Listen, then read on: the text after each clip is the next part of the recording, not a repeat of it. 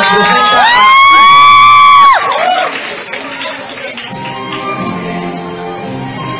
Esto es verde. El secreto me fue guardado en esta parte de todas partes. Sé que no parece mucho, pero este montículo de roca mojada oculta un par de sorpresas. Vivir aquí es increíble, aunque no tanto para los más sencillos. Y mientras la mayoría de las personas tienen pasatiempos como tallar madera o tejer tapetes, nosotros preferimos algo a lo que nos gusta llamarle ser jinete de dragones.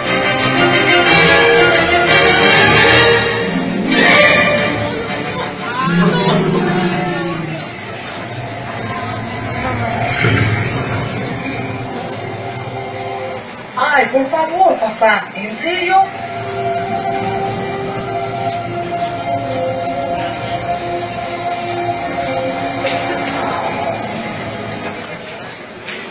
Ok, no hagas tantos movimientos.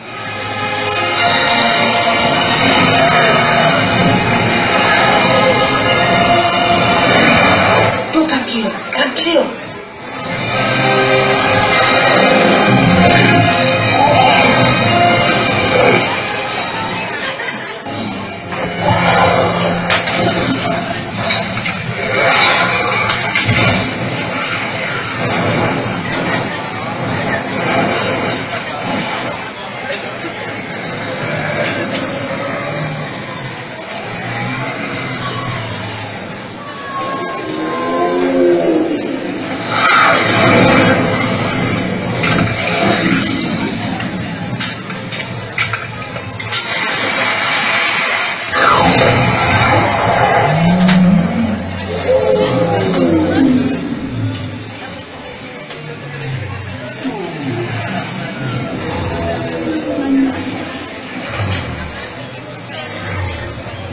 ¿Quién eres tú?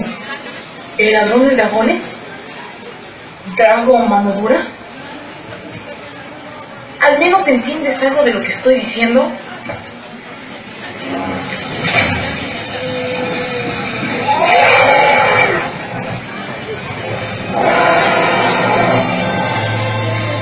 buenos dragones bajo el control de malas personas hacen cosas malas.